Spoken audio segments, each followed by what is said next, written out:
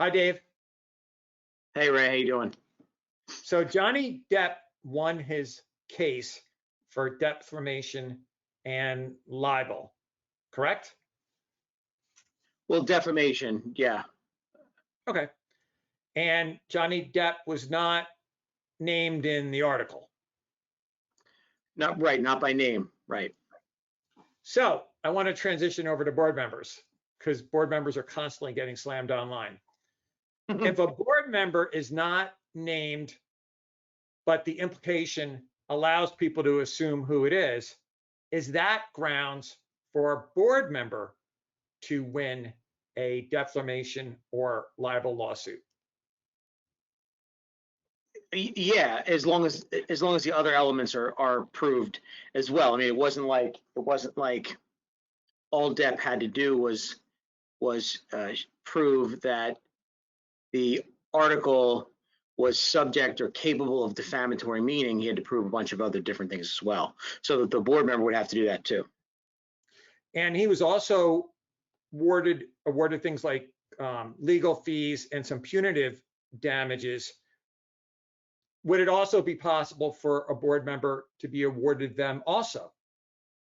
Well, I think he was awarded compensatory damages and then punitive damages. So compensatory damages in that case were awarded uh, presumably because, although you never know why a jury does what it does, but Depp had put forward witnesses who testified as to the economic loss attributable to the defamation, the loss of potential movie roles and things like that. So the jury put the $10 million figure on that.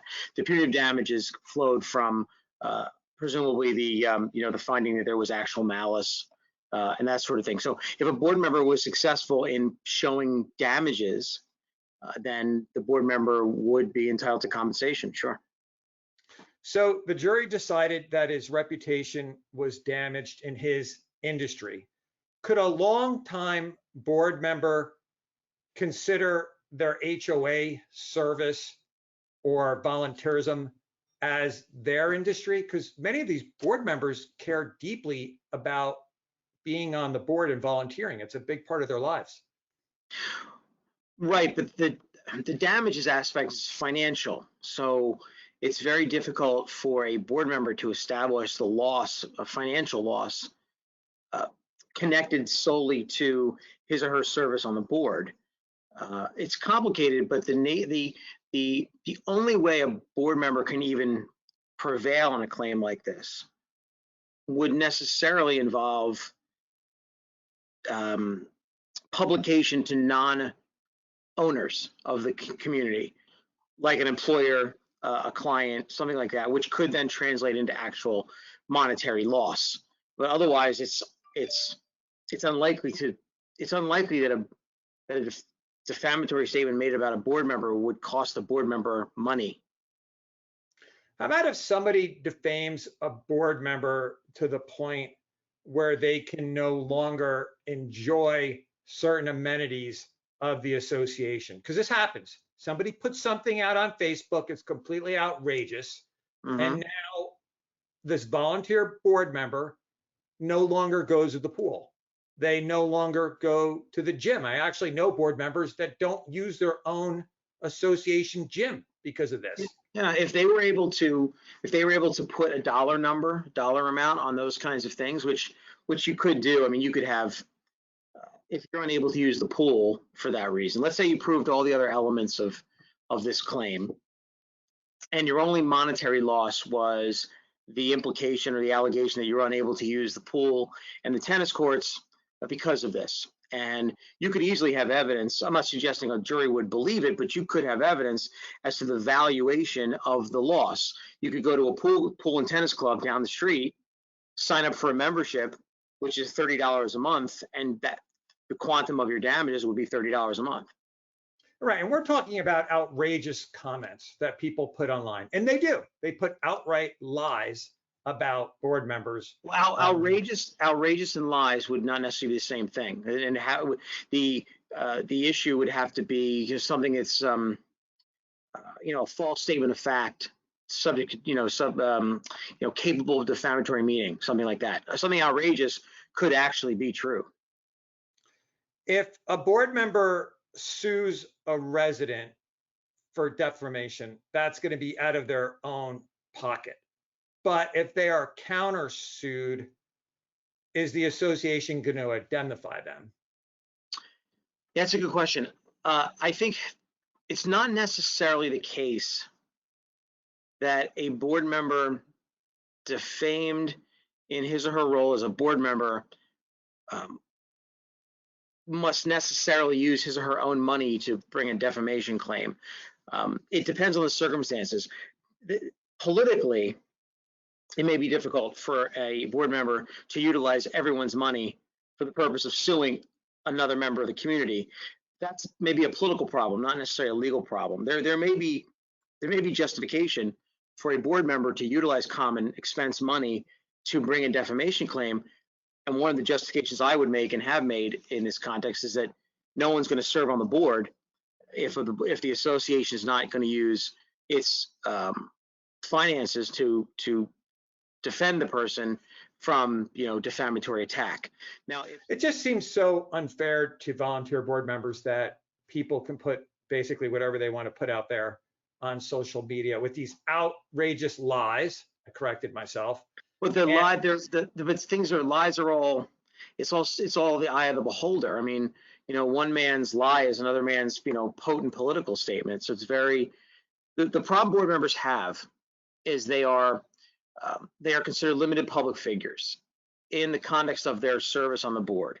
So if an owner stands up in a meeting, to the extent we even have those anymore, or publishes something, or does a Facebook posting like the example you've continued to use, which is a good one, and the statements about the board member are made in the context of the board member's service. Board member, this guy's a crook. He takes all of our association money and wastes it. I mean, that's probably not defamatory.